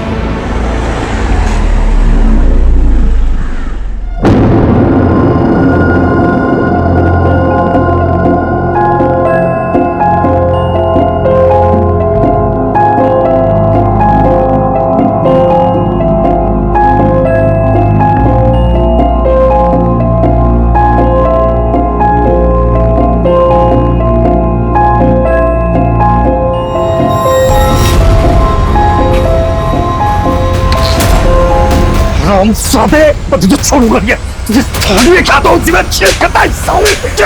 हाँ छोड़िए इसे। छोड़ूंगा नहीं उसे मैं। आपको ज्यादा मर्दानगी दिखाने का जरूरत नहीं है। उम्र देखिए अपनी, कुछ बचा नहीं है आप में। उस कमीने के सामने मैं जलील करती थी और हम खून के खून पी के रह जाते थे। कई बार हमने उसको माफ कर दिया। ये आज उसके कर्मों की सजा मिली है उसे, और ये सजा आपने उसे दी? मैं पहले भी कहा आपसे सर, हमने कुछ नहीं किया, लेकिन शमशेर उसके सारे राज जानता था। वो ये भी जानता था कि आज के लोग किसके हद पे चढ़ी थी। मैडम जी, हम अपने किसी काम से बाहर नहीं गए थे, बल्कि हम तो अपने बेटे संज्ञान को खोजने गए थे। कहाँ खोज रहे थे? और आखिर ये संज्ञान गायब कहाँ है? कुछ पता नहीं चल रहा मैडम जी। वो गर्मियों की छुट्टी में 7 जुलाई को अपने हॉस्टल के लिए निकला था, तभी हम उसको आखिरी बार मिले थे। और फिर उसके बाद हम अपने किसी काम से सतना चले गए। 5-6 दिन बाद उसके हॉस्टल से फोन आया कि वो अभी तक हॉस्टल नहीं पहुंचा है। फिर हम सतना से सीधे ललितपुर चले गए उसके हॉस्टल, और फिर वहां से जब वापस आए तो पता चला कि आप उसको पूछने आए थे। 7 जुलाई से ये लड़की भी गायब है। इसका नाम मेघा है। मेघा की माँ का कहना है कि संज्ञान और मेघा की दोस्ती थी। क्या आपको इन दोनों के अफेयर के बारे में कुछ पता था? नहीं मैडम जी, हमें इसके बारे में कोई जानकारी नहीं है। फिलहाल मेघा के घर वालों का ये कहना है कि संज्ञान इस लड़की को भगा के लेके गया है। नहीं मैडम जी, हमारा बेटा तो रात दिन पढ़ाई में लगा रहता है और वो कभी कोई ऐसा काम नहीं करेगा जिससे हमारी बदनामी हो। साहब, हम अम्मा जी के सिर्फ सेवक थे और उनका हुक्म टालने की हिम्मत हमारे अंदर नहीं थी। उनके साथ संबंध रखना हमारी मजबूरी थी, हमारी इच्छा नहीं। 10 बज गए। हम आपके लिए खाना पैक करा कर लाएं या घर पर जाकर खाएंगे? आज घर जाने का मूड नहीं है हम।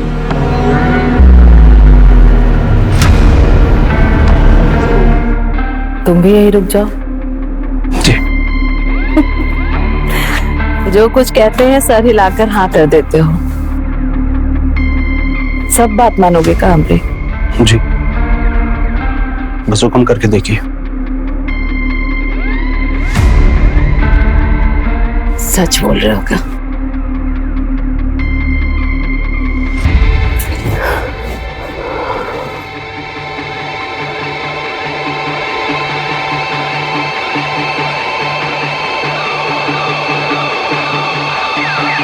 उस दिन की बात से उन्हें मना नहीं कर सके। तो ऐसा क्या हुआ था कि तूने रजनी देवी को मार ही दी? नहीं सर, ऐसा हमने कुछ भी नहीं किया। अब झूठ बोलने का कोई फायदा नहीं। 7 जुलाई जिस शाम रजनी देवी का मर्डर हुआ, तूने अपने दोनों साथियों को विक्रम और भुवन को फोन किया था और तुम तीनों ने मिलकर रजनी देवी की पोती को उठाया। वो दोनों कबूल कर चुके। अब तेरी बारी। हमने जो कुछ किया वो अम्मा जी के कहने पे किया।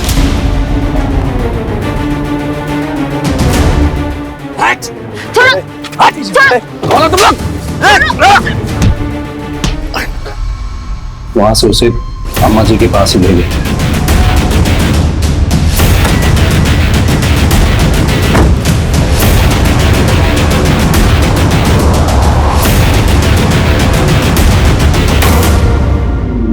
हमारे घर की बेटी होके जात वाले लड़के से इश्क लड़ा रही थी तुम? दादी, हम संज्ञान से प्यार करते हैं। हम आपको उसके बारे में बताने ही वाले थे। हमने पहले ही पता कर लिया। भूल जाओ उस लड़के को। हमने तुम्हारी शादी एमपी साहब के बेटे से तय कर दी है। इससे तुम्हारी जिंदगी भी संवर जाएगी और हमरे कुल की भी। दादी, आप कुल और जात की बात कर रही है? हाँ, कहे? बेटी और रोटी का व्यवहार कुल जात देखकर ही किया जाता है बिटिया। हमने सपने में भी नहीं सोचा था कि आप ऐसे निकलेंगी। अगर अब आपने हमें संज्ञान से शादी करने से रोका तो हम पूरे गांव को बता देंगे आप कितनी बड़ी ढोंगी है। जुबान लड़ाती हो हमसे? हाँ, हम आपके नहीं अपनी पसंद के लड़के से शादी करेंगे और अगर आपने हमारे साथ जबरदस्ती की तो आपके लोगों के बीच आपको जलील कर देंगे। हमको जलील करोगे तुम? हमको जलील करोगे? जलील करना किसे कहते हैं हम बताते हैं तुमको। ले जाओ इसे। इसका वो हाल करो कि अपनी शकल किसी को दिखा ना सके। नहीं दादी, छोड़ो मैं। दादी, दादी नहीं। रुको, दरवाजा खुला छोड़ देना। हम उनका वो रूप देखकर हैरान थे साहब। वो हमें अपनी ही पोती के साथ दुष्कर्म करने का फरमान सुना रही थी। हम मजबूर थे साहब, हमें उनकी आंखों के सामने ही ये सब कुछ करना पड़ा था साहब। उस दिन उन्होंने हमें हमारी ही नजरों में गिरा दिया था। हम सह नहीं सके। हम अम्मा जी और मेघा को फार्म हाउस में छोड़ के चले गए थे। उसके बाद क्या हुआ हमें सच में कुछ नहीं पता। तू मेघा का रेप कर रहा था और तेरे दोनों साथी संज्ञान का कत्ल। और तू कह रहा है तूने जो किया सिर्फ अम्मा जी के कहने पर किया। खुद को बेकसूर समझ रहा तू?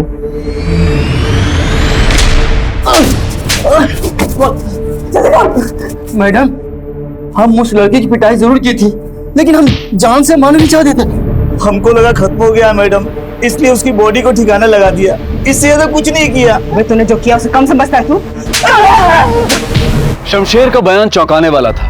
भले ही रजनी और शमशेर के अनैतिक संबंध होंगे, लेकिन रजनी जैसी आदर्श महिला जिसे गांव का गौरव समझा जाता था, क्या उसी औरत ने अपनी पोती के रेप का फरमान सुनाया था? क्या उसने वाकई शमशेर को संज्ञान की हत्या का भी आदेश दिया था?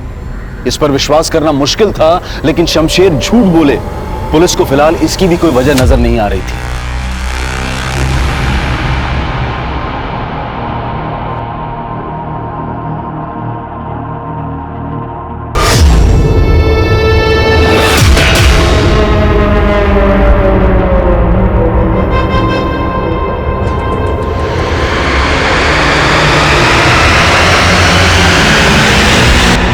शमशेर के साथ ही बोल रहे हैं कि उन्हें लग रहा था कि संज्ञान मर चुका है। अगर ऐसा होता तो उसकी लाश मिलनी तो चाहिए थी।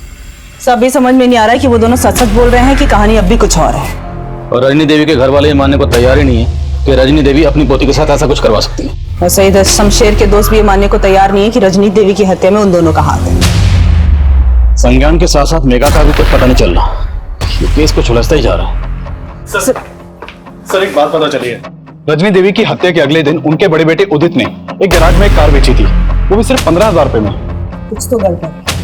उस कार को तुरंत जब्त करो और फोरेंसिक को बुलाओ, और रजनी देवी के घर वालों को इस बारे में कुछ पता नहीं चलना चाहिए, और किसी भी तरह से ये पता करने की कोशिश करो कि संज्ञान और मेघा इस वक्त कहाँ है। सर देखा पुलिस के पास जाने का नतीजा कितना तमाशा बन गया है हमारा। तो चाहते क्या हैं आप? हम अपनी बेटी को भूल जाएं? इस मुसीबत में फंसने से अच्छा है कि भूल जाओ कि हमारी कोई बेटी भी है।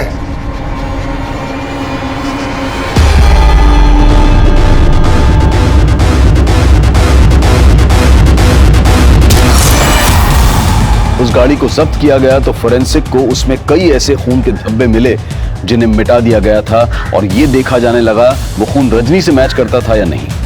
वहीं संज्ञान और मेघा की तलाश भी जारी थी, और जल्द ही पुलिस को मेघा की हत्या की जानकारी मिली।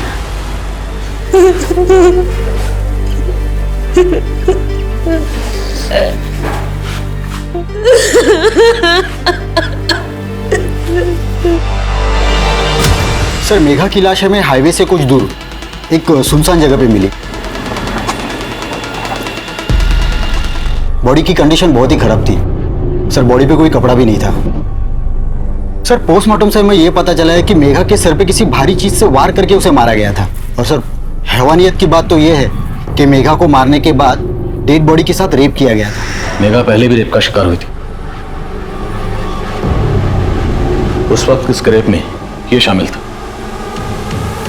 और मेघा के अलावा ये संज्ञान भी मिसिंग है। आपकी तहकीकात के दौरान क्या कुछ ऐसा सामने आया जो इस लड़के से कनेक्टेड हो? नहीं सर, अभी तक कुछ पता नहीं चला। हाँ अभिषेक। सर उस कार में मिले ब्लड की फोरेंसिक रिपोर्ट आ गई है। वो ब्लड रजनी देवी के ब्लड से ही मैच करता है। सर मानते हैं कि हमने आपसे सच छिपाया, लेकिन माँ की हत्या से हमारा कोई लेना देना नहीं। तो किसका लेना देना? सर उस रात माँ घर नहीं पहुंची थी, और मेघा का भी कुछ पता नहीं चल रहा था। हम और आदित्य बहुत परेशान थे। हम जब माँ के फार्म हाउस पर पहुंचे तो हमने देखा हमने नहीं मारा है माँ को। तुमने नहीं मारा तो फिर हमें क्यों नहीं बुलाया? और मेघा के गायब होने की बात भी तुमने पहले नहीं बताया, क्यों? साफ साफ बोलो, क्या छिपा रहे हो? सर कुछ भी नहीं छिपा रहे हैं। हमें लगा कि शायद मेघा के हाथों माँ की हत्या हो गई हो, हम तो सिर्फ उसको बचा रहे थे। तो तुम जानते थे कि मेघा ने तुम्हारी माँ? नहीं सर, हम तो खुद ही ढूंढ रहे थे उसको। उस रात रजनी का मर्डर हुआ था, ये बात सिर्फ उदित और आदित्य ही नहीं, मेघा की माँ विनीता और रजनी के पति विश्वनाथ को भी मालूम थी। इसलिए पुलिस किसी का भी भरोसा नहीं कर रही थी। वहीं संज्ञान की भी कहीं कोई लीड नहीं मिल रही थी, लेकिन अब कुछ ऐसा मिला था जिसने पुलिस का नजरिया ही बदल दिया था। सब कुछ दिनों पहले मेरठ में एक सीमा नाम की औरत का मर्डर हुआ। सीमा के मर्डर की मोडस ऑपरेंडी मेघा के मर्डर की मोडस ऑपरेंडी से मैच करती है। मेघा और सीमा दोनों के मर्डर करने के बाद उनकी बॉडी के साथ रेप किया गया था। सीमा का रजनी देवी या मेघा से कोई कनेक्शन? सर फिलहाल तो कोई कनेक्शन नहीं मिला है। माना कि सीमा और मेघा का मर्डर केस अलग है, लेकिन रजनी देवी के मर्डर केस में वो सिमिलैरिटीज नहीं मिली। तो सीमा के मर्डर केस में कोई ऐसा सस्पेक्ट जो मेघा से कनेक्टेड हो? सर फिलहाल उसके बारे में भी कुछ नहीं पता चला है। तो सीमा के मर्डर में मेरठ पुलिस को सीमा के पति योगेंद्र पे शक था। पुलिस का कहना है कि सीमा को अपने पति पे शक था क्योंकि उसका काफी औरतों के साथ अफेयर चल रहा था। तो हो सकता है योगेंद्र मेघा को भी जानता। साहब हम किसी मेघा को नहीं जानते। हमने कोई मर्डर नहीं किया है। तेरी बीवी तुझ पर शक करती थी, हो सकता है तेरा मेघा से भी अफेयर रहा हो। साहब हम कितनी बार बताएं आपको, ऐसा कुछ नहीं है साहब, भगवान की कसम खा के बोल रहे हैं हम।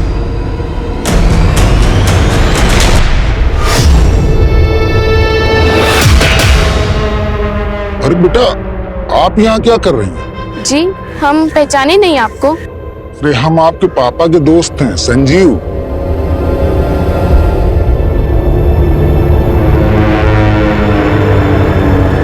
पापा, कोई संजीव अंकल आपके फ्रेंड है क्या?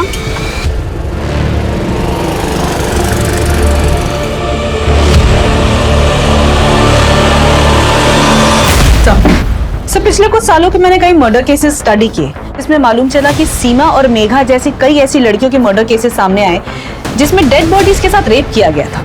हत्या की वजह थी सर पे हुआ वार, और एक दो क्राइम सीन पर पुलिस को खून में लथपथ हथौड़े भी मिले।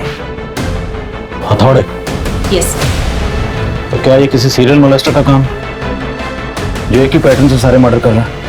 लग तो ऐसा ही रहा है सर। इन सारे केसेस को अच्छी तरह स्टडी करो और देखो कि क्राइम सीन पर आसपास क्या क्या कॉमन है। कोई ना कोई लीड जरूर मिलेगी। Right sir. पुलिस इस केस में सीरियल मोलेस्टर की थ्योरी बना रही थी, लेकिन संज्ञान के गायब होने का राज इस केस को फिर से दूसरी दिशा में मोड़ रहा था। सर, ललितपुर से कुछ दूरी पर एक लॉज है, आरवी लॉज। इसी लॉज से 5 किलोमीटर की दूरी पर मेघा की लाश मिली थी। सर, खबरों से पता चला है कि पिछले कुछ दिनों से वहां पे एक लड़का छुपकर बैठा हुआ है। मुझे शक है कि वो संज्ञान है। फौरन एक टीम लेकर वहां पहुंचो।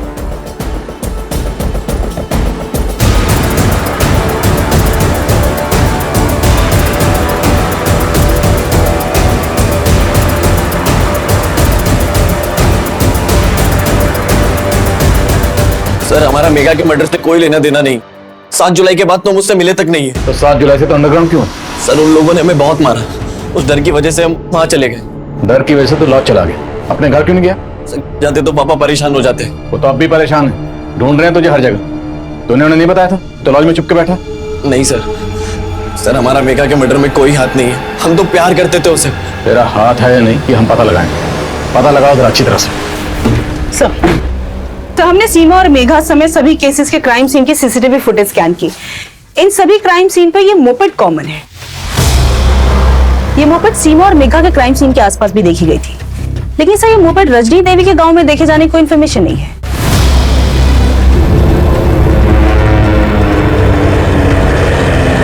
सुनिए,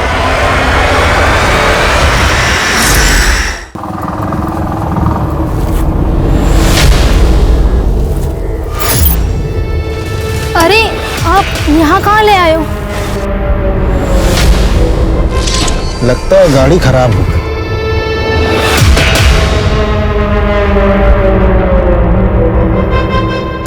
अरे ये क्या कर रहे हैं आप?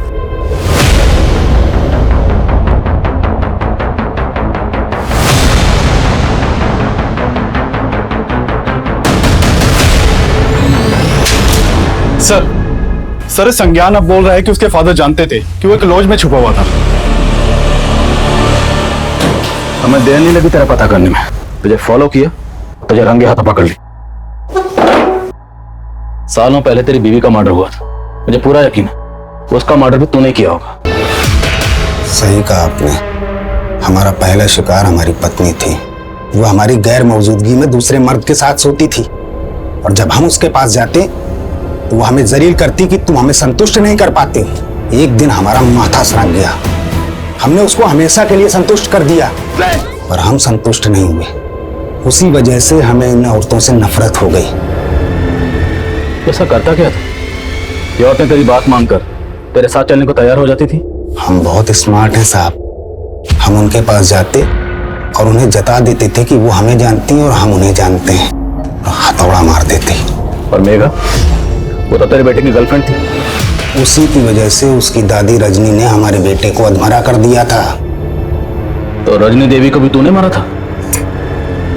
तब वो हमारा स्टाइल नहीं है। वो तो मेघा ही उसको मार के भागी थी।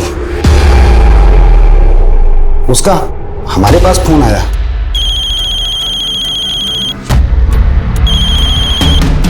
हेलो अंकल, हम मेघा बोल रहे हैं, संज्ञान की दोस्त। मेघा? हाँ अंकल, संज्ञान ठीक तो है ना?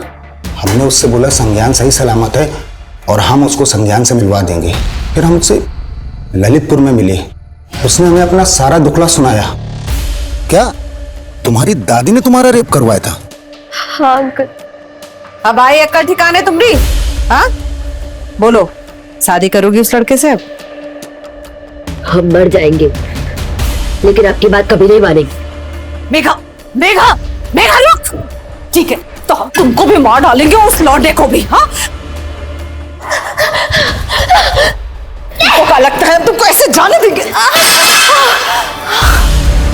उसने बताया कि संज्ञान के साथ भाग करके जिंदगी गुजारने के लिए उसने अपने दादी के गहने चुरा के बेच दिए।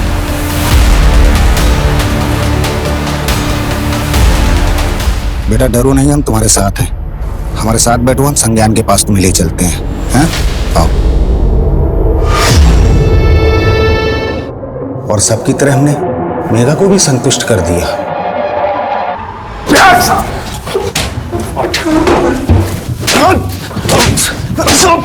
अब तुझे संतुष्ट हम करेंगे। करो जरा इसकी तसल्ली। राम प्रवेश पिछले 7 सालों में सीमा और मेघा समेत 25 से भी ज्यादा महिलाओं को अपना शिकार बना चुका था। लेकिन मेघा सिर्फ राम प्रवेश की ही नहीं बल्कि अपनी दादी रजनी और शमशेर की क्रूरता का भी शिकार थी। मेघा अपनी दादी रजनी को एक आदर्श नारी के रूप में देखती थी। रजनी के उदाहरण देकर वो लोगों को आगे बढ़ने की सीख देती थी।